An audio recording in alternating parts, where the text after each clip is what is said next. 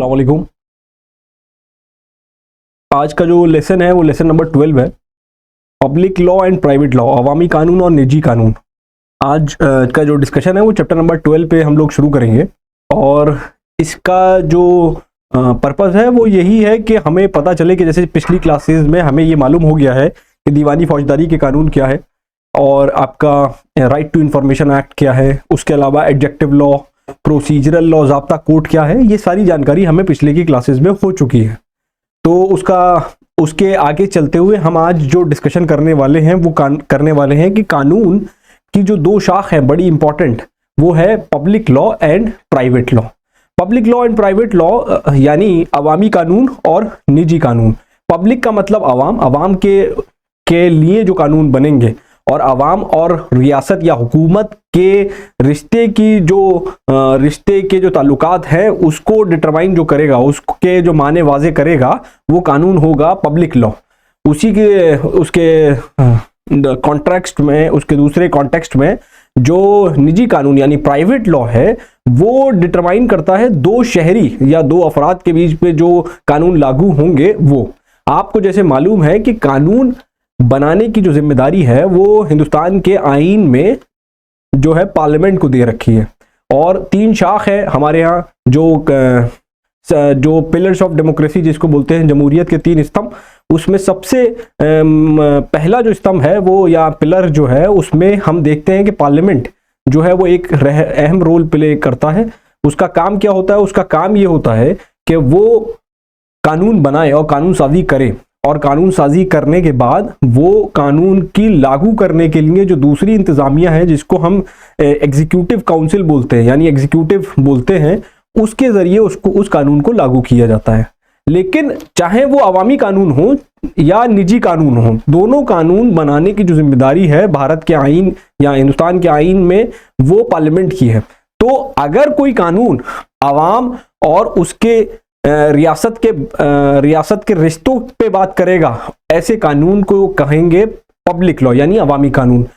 और private law वो laws होंगे या निजी कानून वो कानून होंगे जो दो लोगों के बीच में होगा या एक आदमी, एक अफराद या एक कारपोरेशन, एक कंपनी के बीच में होगा। यानी दो इंडिविजुअल होना जरूरी है। मतलब वो कानून को लागू करने के लिए एक आर्टिफिशियल एंटिटी हो सकती है, मतलब जो जैसे एक कंपनी बनाते हैं तो कंपनी चार लोग मिलके एक कंपनी बना लेते हैं या पार्टनरशिप बनाते हैं जिसमें जो है लोग एक दूसरे के प्रॉफिट को शेयर करने की कोशिश करते हैं। तो वो कैसे बनते हैं?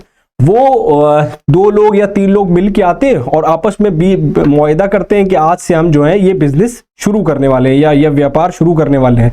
तो इस तरीके के जो इंतजामिया करती है, कानून बनाती है पार्लियामेंट, उसको हम कहते हैं निजी कानून।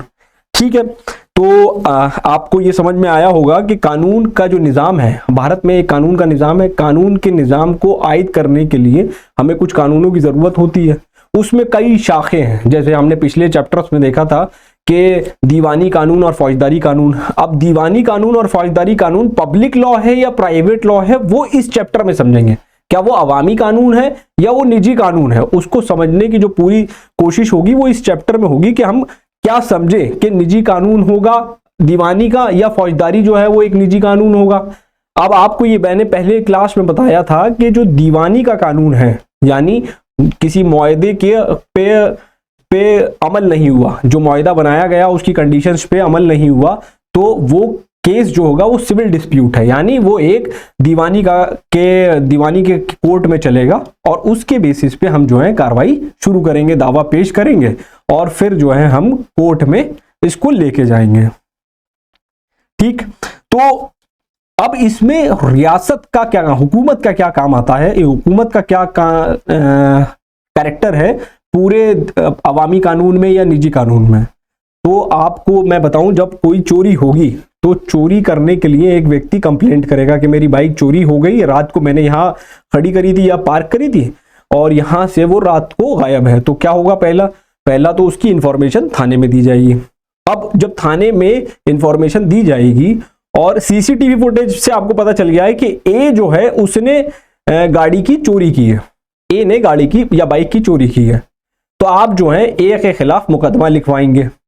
अब समझने वाली बात यह है कि अगर यहां पे इसको रोकते हैं। आप समझिए कि कोई मुआहदे की गैर अमली हुई, मुआहदा था और मुआहदे के में जो है कहा गया कि हम ए को अपनी घड़ी 5,000 रुपए में बेचेंगे। बी ने मुआहदा किया कि हम ए को अपनी घड़ी 5,000 रुपए में बेचेंगे और 5 तारीख को ये घड़ी इस मुआहदे पे अमल होगा।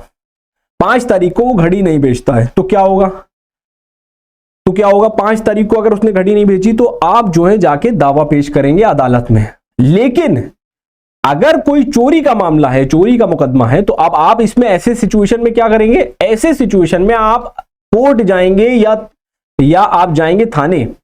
थाने जब जाएंगे फौजदारी के मुकदमे में तो पुलिस जो है इस पे तफ्तीश करेगी।